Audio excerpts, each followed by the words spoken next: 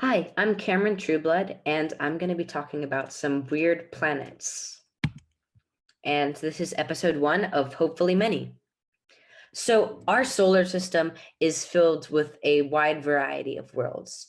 And now you might be seeing some here that you haven't seen before that aren't on your typical poster of the solar system. That's because a lot of these are moons of these planets. And they're still very interesting. They just don't quite qualify as a planet because they orbit a planet instead of the sun, but they're still very interesting. But that's a story for another time.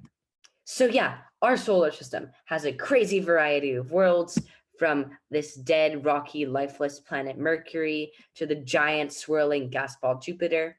But there's lots of planets, or lots of types of planets, rather, that just don't exist in our solar system. Possible worlds that we don't have, but other solar systems do. This is an illustration of the Trappist-1 system, the 7 planets that orbit the star called Trappist-1. And the first weird thing about the solar system, the one you would notice immediately, is that all these planets are incredibly close to their star. Very close. Now, nowhere near as close together as they are shown in this illustration. This is just a drawing. But they are still way, way closer than we would expect. Every single one of these is closer to its star than Mercury is to our sun. Mercury is the closest planet to our sun. All of these planets are much, much closer to their star than Mercury. Also, most of these planets are in between the size of Earth and Neptune, 2 planets in our solar system. You probably know Earth, that's the planet we're living on, and Neptune is a gas giant out in the far reaches of our solar system. It's the next biggest planet after Earth, but it's 10 times bigger than Earth. There's nothing in our solar system in between the sizes of Earth and Neptune. And Earth and Neptune are way, way different. And now every single one of these planets hovers in between the size of Earth and Neptune. We don't really know what they look like. These are guesses, but they're pretty good ones. You see, the larger planets look a little bit more like Neptune, covered in thick atmospheres. And you see the smaller ones might look a little bit more like Earth. They might even have liquid water. Now, here's sort of what we use this sort of lost my train of thought there. I'll start again. These 5 sizes are sort of used as a scale when you're talking about exoplanets. That's planets outside of our solar system. And it goes from rocky planets to gas giants. Now, Earth, here's Earth for scale, is a rocky planet, the smallest on this scale. There are planets smaller than Earth in our solar system, but those also fall into the category of rocky planets. Then you've got super Earths. The name is pretty self-explanatory. These are planets just larger than Earth. Then we've got mini Neptunes, planets just smaller than Neptune. Then we have ice giants, planets the size of Neptune and Uranus. And then we have gas giants. Gas giants are the biggest types of planets, ranging from the size of Jupiter and Saturn in our solar system to the planet that we will be talking about 40 times as big as Jupiter. If you go too much farther past that, then these planets start to look a little bit too much like stars. Here's an example of a rocky planet. This is the planet Mercury. Like I said, the closest planet to our star. Mercury is pretty much dead. Not much happens on Mercury. The surface is entirely dominated by craters and canyons formed as the crust of Mercury slowly cools. And yeah, craters and canyons, pretty much the only thing on this world. There's no air. There's definitely no life. It's pretty much just a dead place. And now here is an illustration of a super Earth. Now, like I said, a super Earth would be a planet just bigger than Earth. And since we've never really seen one of these up close, we have no idea what they would be like. A guess is, and that's what this illustration is of, a water world. planets larger than Earth might be a water world. Now you're thinking, okay, Earth is a little bit of a water world. It's covered mostly in water, but that's the thing. It's covered in water, like a thin sheen compared to the size of Earth itself. But a water world would have oceans thousands of miles deep, thousands of miles. Like that's a significant chunk of the planet itself would be made of water. And now here's a photo of Neptune, an ice giant. This is a real photo taken with a real camera of a real planet. It's pretty amazing. This is about 10 times the size of Earth. And now here is Jupiter, again, a real photo. And I really like this one. It just shows you this planet, this storm right here, easily the size of Earth. Jupiter is amazing. It's a giant ball of swirling gas. Now we're going to get into some other types of planets, some weirder ones. So the sizes that we've gone through were just that, just sizes. But there's plenty of ways to define a planet based on not just its size. After all, Earth and Venus, while very close in size, are way different. Venus is a hellish place of sulfuric acid and hurricane force winds and lead melting temperatures. And Earth is, well, Earth, a pretty much all around nice place compared to Venus.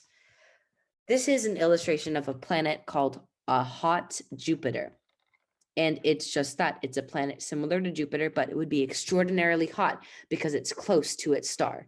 And actually, we've found thousands of these hot Jupiters, which don't exist in our solar system. We've got one Jupiter, and it's very far from our sun. But because of how easy it is to find this type of planet, for reasons that we'll get into later, we've found very many of these. Here's an illustration of sort of the opposite, a cold Jupiter. A planet like Jupiter in the outer reaches of its solar system. Here's a lava planet, a planet like Earth, but much closer to its star, so it's partially molten. And here is a rogue planet. Now, rogue planets are planets that don't have a star. They float through the galaxy in endless night. Pretty crazy. So how do we find these planets? You can definitely not find these planets outside of our solar system with a tiny telescope like this, although this would be great for looking at things like the moon.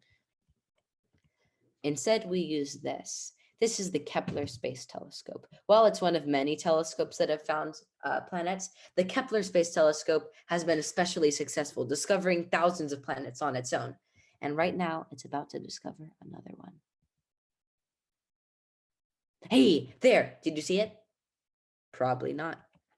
Wait, let's see if it happens again. Yes, right there. If you look carefully, this star has a planet orbiting it. If you look closely at that star, you'll see it dim. That's what Kepler's looking for.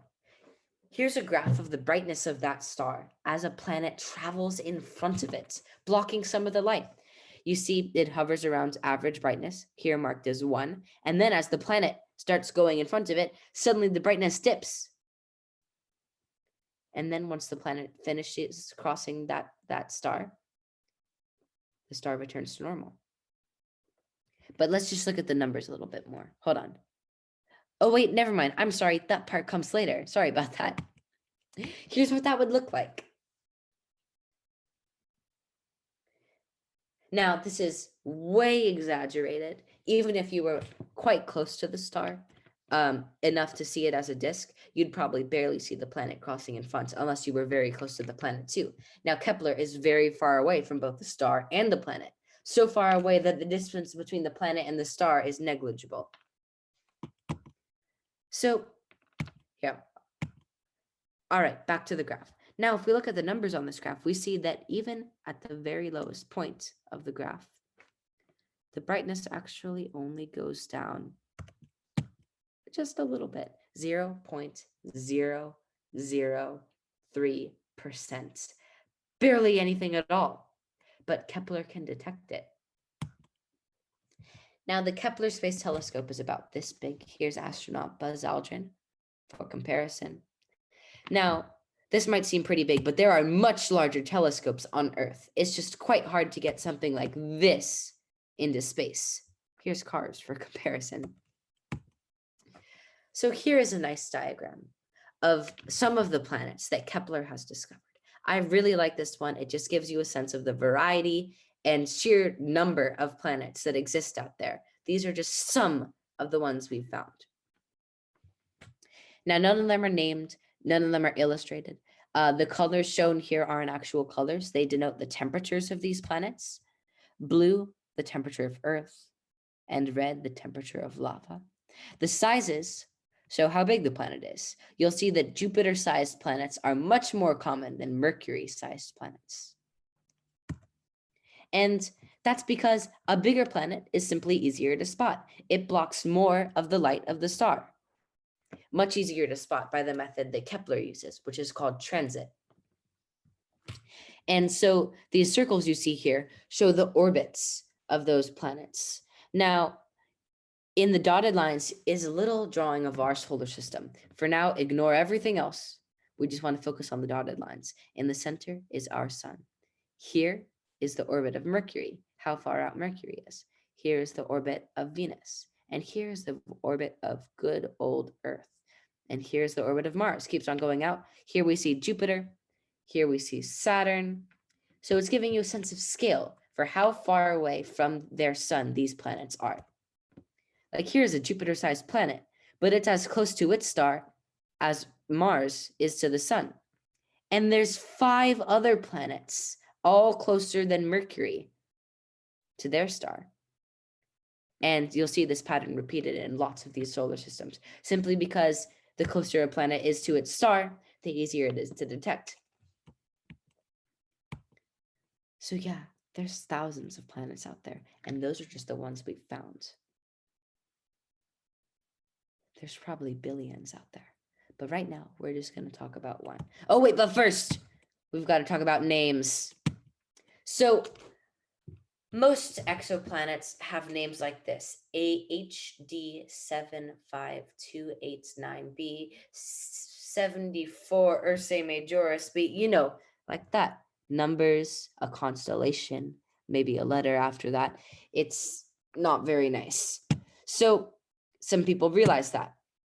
Here is a definitely real, totally not fake picture of the International Astronomical Union with a definitely real, totally not fake image of the definitely not just made pictures of names on their screen. Yeah, that's all fine. They decided that this was dumb too. So they changed the names of some of these planets. With a contest, they changed the names of so far dozens of planets. And they're still working on it. A few dozen is nothing compared to the thousands they have to work with, but they've made some pretty good progress. They've renamed HD 1484 blah, blah, blah, Tundra, which is the word nap in Bengali. They've renamed BD 1763b Finlay after Carlos Finlay, a Cuban epidemiologist. And they've renamed 8 UMIb Hala after the highest mountain in South Korea. So far that's going over pretty well. Okay. Where were we? Oh yeah, okay. Let's talk about our first weird planet. J1407b. That just rolls right off the tongue. Yeah, this one hasn't gotten a common name yet. But before the poster spoils it, let's head to the next slide. Now, one day, a telescope is looking at a star called V1400 Centauri. And it's using the same method that Kepler did. And it's watching the star's brightness is staying the same. The star's brightness is, oh my gosh, what? Okay, the brightness is dipping, but weirdly. Okay, all right. Whoa, okay, all right, okay, we're back to normal. Okay, what just happened? So usually when discovering a planet, the slope of the brightness, it stays straight, it slopes evenly down, flattens out, goes up again, flattens out. But this I think we can agree is not normal. So what is going on here? Here's a planet crossing in front of its star. Oh, I'm sorry. I'll run it again. Accidentally skipped it. But that would make one of those smooth graphs. So something else must be going on. Let's make something more complicated go in front of the star. Like let's add a few rings. If we add a few rings, then we get like a sort of, all right. So like that would definitely make a more complicated graph, but nothing like what we just saw there. Now, here's a picture of Saturn. Saturn is sometimes called the jewel of the solar system. It's absolutely beautiful. Look at those rings. It's amazing. Now, Saturn is not enough. Saturn would not make the kind of crazy pattern that we saw earlier. We need something bigger. Welcome to J1407b, the planet with a ring system that makes the planet look tiny in comparison. And we'll see just how tiny that planet is compared to its rings. Here's some statistics first, though. Its full name is 1S WASP. I'm not even going to say that. Its distance from Earth is 434 light years. That means when we saw this brightness of that star dip, it happened 400 years ago. We're not quite sure about how heavy the planet itself is. Around like 10 to 40 times the size of Jupiter, which is huge. The length of its year is about 10 Earth years. So it'll be 10 years until it passes back in front of its star again, and we'll see it again. Its ring diameter. Its rings are about 74 million miles across. 74 million miles. That's quite a lot. And to show you just how much, here's an image I threw together in which I compare our sun, the giant ball of plasma that powers our worlds, which is 1 million miles across, compared to the 70 million mile, about 70 million miles, disk of dust and gas that is the ring system of J1407b. It's oh wait, I'm sorry. This is wrong. The sun is too big here. There we go, that's better. Let's try this again. Here is the massive ball of flaming plasma that powers our world that we call the sun. It is 1 million miles across. And here is the ring system of J1407b. That's pretty amazing. So here's a little diagram of the inner solar system. Here's our sun, this little point in the middle. Here's the orbit of Mercury. Here's the orbit of Venus. And here's the orbit of good old Earth. Now, if we swapped out the sun with J1407b, how big would it look? Well, here it is. There we go. The ring system of J1407b would stretch out past the orbit of Mercury. Mercury would become one of its moons, plowing through the rings, building up new craters. Venus would be just near the outer edge. Earth, while farther away, would have one of the most amazing views you've ever seen. You know when you see the moon during the daytime, it's that little bit of white hovering in the sky. Sort of a nice touch. Now imagine half the sky filled with this massive arcs of glittering ice filling the sky. And at nighttime, it would only get better. Now, let's put the sun back and imagine the rings around Earth. At night, here's you over on the night side of Earth. Boop-a-doop-a-doo. The rings would be lit up by the sun, and, well, night would be gone. During a full moon, the light from the moon can cast a shadow.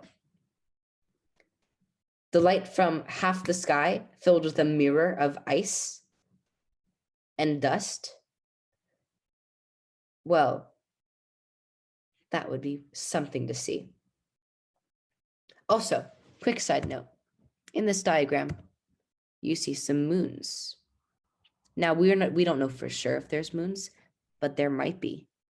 we think we saw some in that graph.